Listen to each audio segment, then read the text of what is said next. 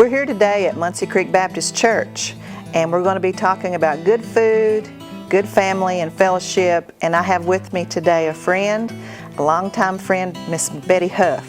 Betty, thank you for being with us today. We're so excited about having you. Glad to be here. And we want to learn how you make your dumplings. All right. So go ahead and tell us what you're going to be doing. It's not a complicated process. A lot of people make it complicated, but it's really not. It only has 3 ingredients. Start out with 5 cups of flour. I'm going to try to dump this. I may make a mess.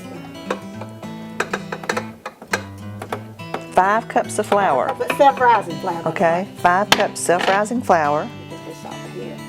1/2 cup of vegetable oil. Okay, what kind do you use? Canola or I use vegetable oil. vegetable oil? Or Okay. any brand. I've used them all.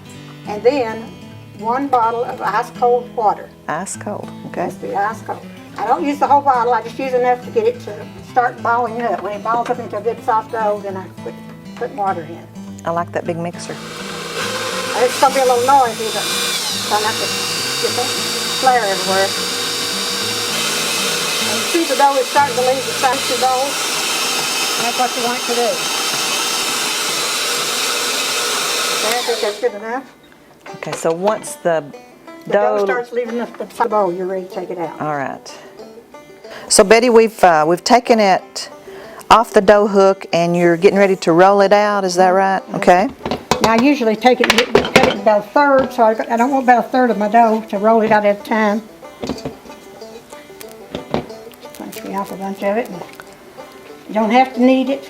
The mixer does the work for you. Just get a little bit of flour working in it.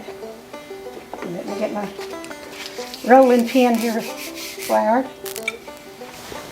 It makes a good soft, smooth dough. I like it silky, on silky dough. I see your broth is going really well over here now. It's boiling, so I'm going to take the lid off. Let it boil when you get ready to drop it in.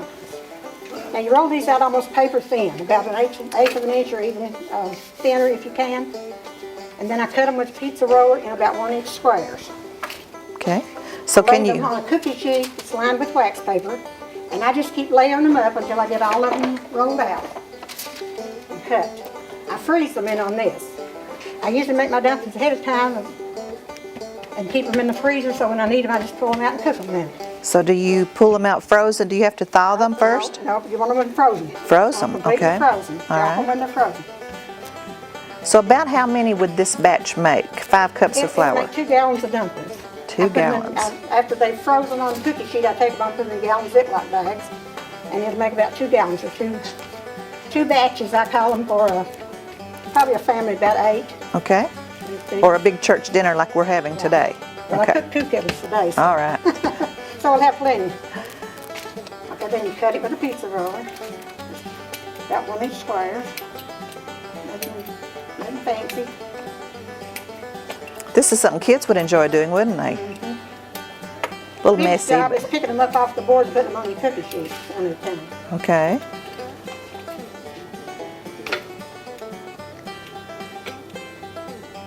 And then I prepare my broth. What I do when I cook my chicken, I cook it ahead of time. You can use a whole chicken, or you can use just chicken parts if you like dark meat or white meat, whatever your preference is.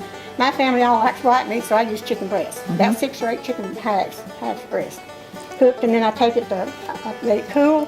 I strain the broth, and I keep the broth now to use for my dumplings. I add a quart of chicken broth to it, and then just because I don't use chicken fat, because I don't like the thoughts of eating all that fat and getting into my blood vessels, so I use Flavor Boost, a couple little packs of it, and about 4 bouillon cubes, chicken bouillon cubes in my broth. Okay. And I've already added it to this here, so. So this broth is ready to go, all right? You see I've got the chicken tore apart in bite-sized pieces. Okay. And the dumplings are frozen here. Wow, look at that. In a Ziploc bag.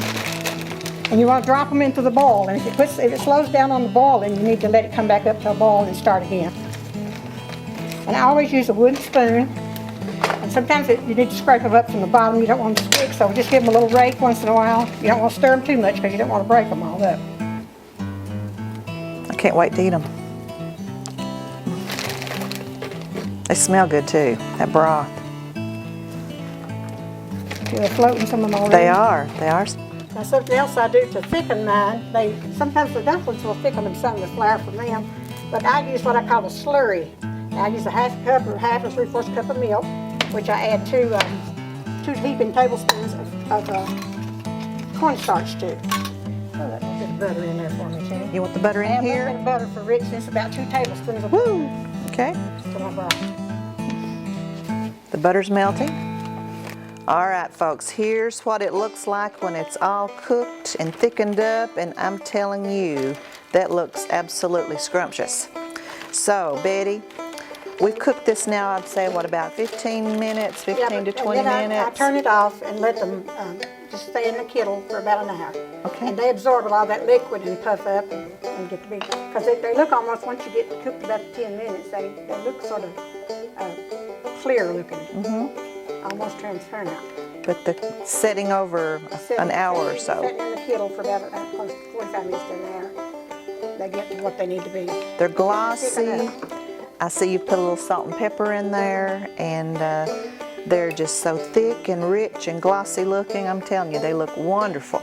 Wish you all out there today had some of these.